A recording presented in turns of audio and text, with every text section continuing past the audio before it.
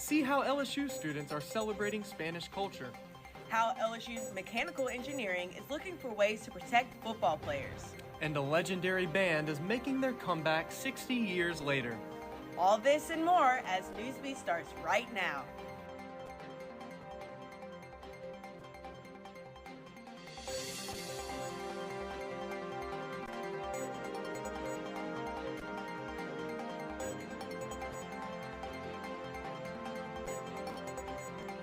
Good evening and welcome to Thursday Newsbeat. I'm Tate Eisworth. And I'm Trinity Johnson. Thanks for joining us. Day of the Dead has officially begun, with it now being day 2 of the celebration.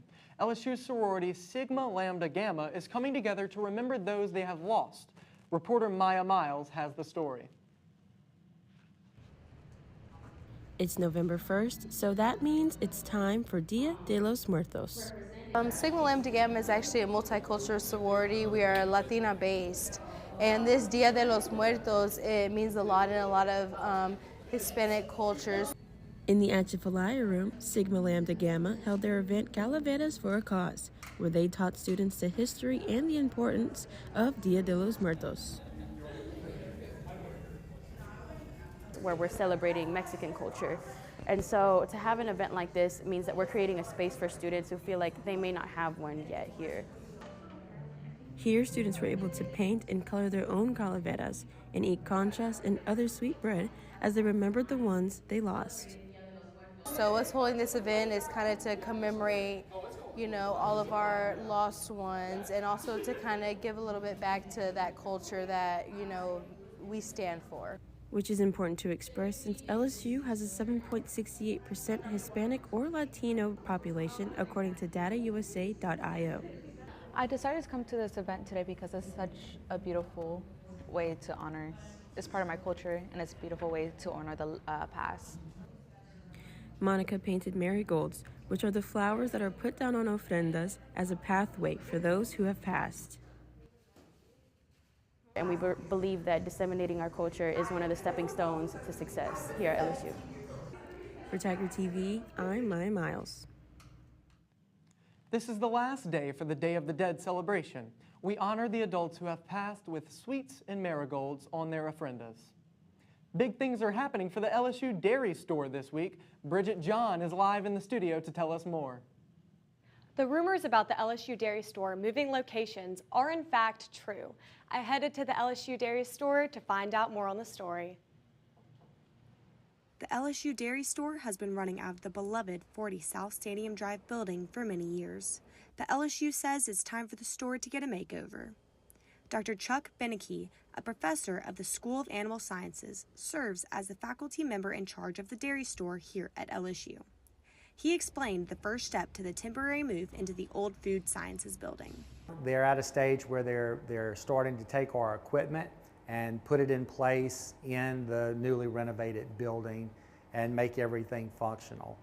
Dr. Beneke says that the renovation of the dairy store into a new life sciences building will hopefully only take 18 months, so they can move back to a bigger store.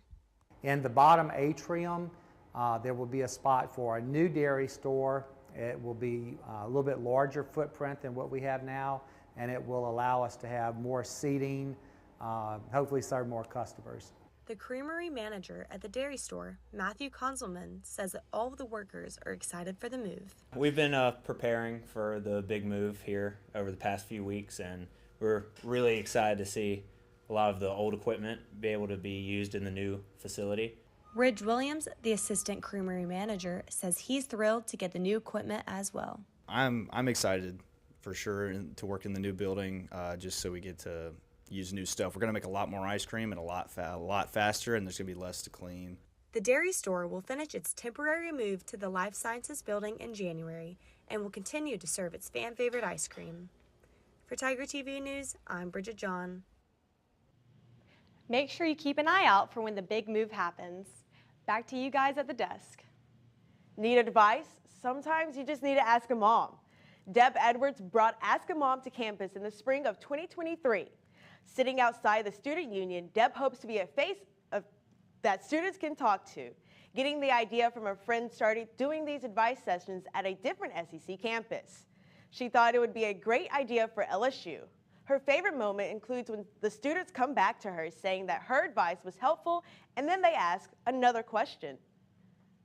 My favorite is talking about what to do in college and to enjoy yourself while you're in college and learn as much as you can, because this is the years that you have the freedom to do that.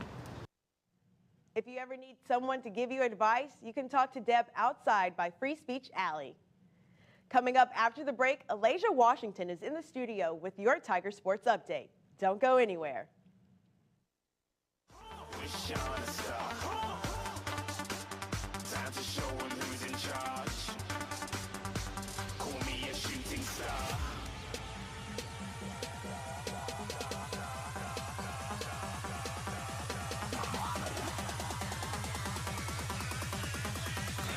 Shooting stars didn't even get to bronze.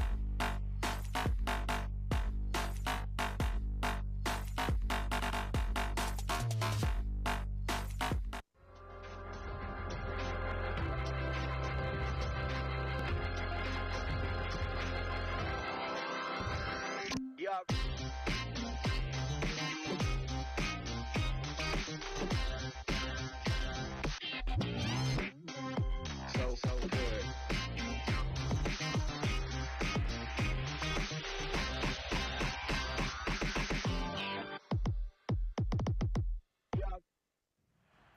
And now, a Tiger Sports Update. Welcome back to Thursday Newsbeat. I'm Elijah Washington with your Tiger Sports Update. On Wednesday night, LSU women's basketball hosted their second exhibition game against Loyola. Freshman guard Michaela Williams was the lead scorer as she put a total of 20 points on the board. And following behind her, Flau'jae Johnson with 15. Moving forward, the Tigers will head on the road to Las Vegas as they prepare to take on Colorado Monday night at 6:30. If you want to watch their national championship documentary, stop by the PMAC tonight at 7:30 for the live premiere with the team. In spite of all the head injuries that come along with playing football, LSU Mechanical Engineering has something in the works that just might help fix this issue. Reporter Emily Roche met with the LSU Mechanical Engineering to learn more about their project in the works. In 2019, the NFL hosted its Helmet Challenge, where LSU Mechanical Engineering professor Hunter Gilbert attended and brought back his ideas for a new helmet prototype to LSU. And so now we're in the process of actually building a design, prototyping, testing to create a helmet that does what we want it to do, has that optimal behavior. The main goal of the helmet is internal features that will help with rotational movements of the body, which are known to cause concussions. There's a lot of research out there that suggests that rotation is a big problem. So with the head snapping, twisting, not just getting hit in a straight line. And we think that existing helmets are not designed optimally to protect the brain against impacts that generate a lot of twisting. The team tests their prototype with an impact tester they constructed with Noble Plastics that reads shock absorbers within individual components of the helmet structure. So we have different setups that can test linear impacts, and we have a modified setup that can test rotational impacts as well. The team uses both results from linear and rotational impacts to design their perfect helmet prototype that they hope LSU football and others use one day. We would be very excited to put the football helmet in use with the LSU football team. I think also high school football teams, other sports like baseball, there's application potential there as well. The team hopes to finish the prototype by summer of 2024, and after testing, begin human testing on the field in fall of 2024. For Tiger TV News, I'm Emily Roach. Thanks to grants from the LSU Board of Supervisors and support from other organizations, the helmet prototype is moving along in production and will be on the field in Death Valley before you know it. LSU athletes are known for their skills on the court. However, some have hidden talents that most fans don't know about. I was able to get a first look on one of LSU basketball's talents off the court.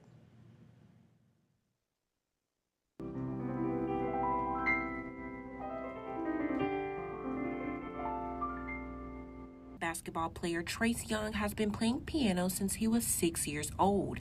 However, his skills and passion for the instrument was not always there in the beginning. My mom tried to get me in lessons as well, but I hated it. I could never read the black notes, the little black dots. I never knew it was just too complicated.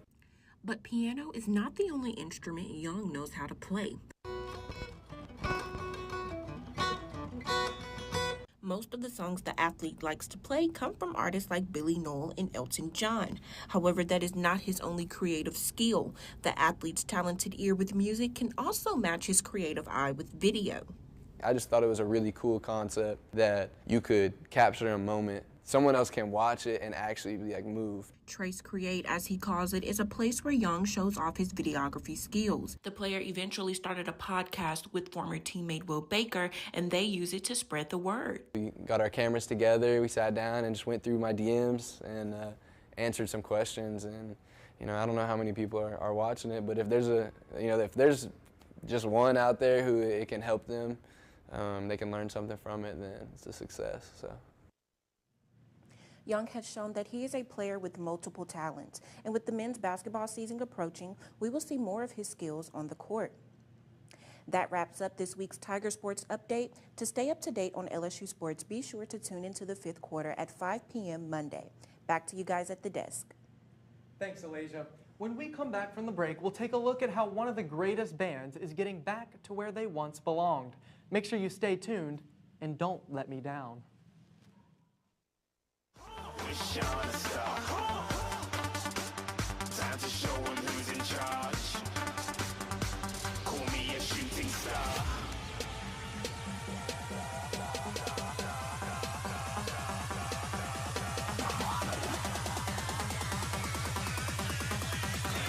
Shooting stars didn't even get to bronze.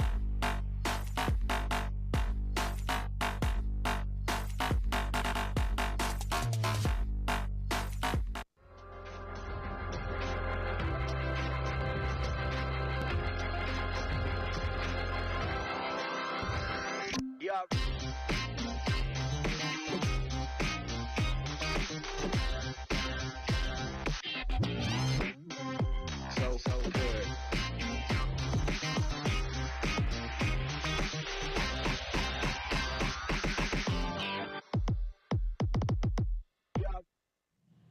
It's been a long and winding road since the Beatles last released a song. The last song the Beatles ever recorded was released today, decades after John Lennon wrote it, and 60 years after the band's first studio album, Please Please Me. Lennon recorded a demo of his vocals for the song titled Now and Then in the late 1970s. He was assassinated in 1980, but his widow Yoko Ono gave the demo to the remaining Beatles members in 1994.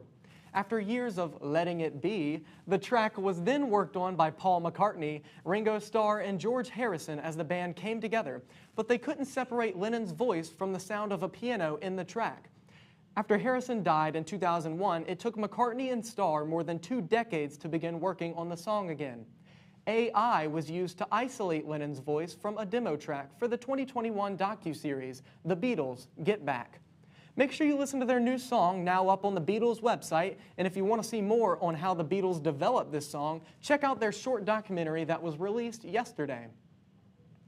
You know, I've got a feeling that this is going to be a song people are going to want to listen to, not 7, but 8 days a week. What about you? Are you going to listen to it, Tate? You know, I think so. You know, I know I will, and if it's anything like the Beatles songs I've listened to in my life, I know it's going to make me twist and shout. It's just something about the way they do things. I totally agree. Now, between the two of us, I think our producer, Rajan, is definitely going to be listening to the Beatles until he's 64. Well, that is all the time we have for tonight's Newsbeat. To stay up to date on all LSU news and sports, follow our socials at LSU Tiger TV. And make sure to tune in to the 5th quarter on Monday at 5 p.m. Until then, peace and love. I'm Tate Eisworth. And I'm Trinity Johnson. Have a great night, Tigers.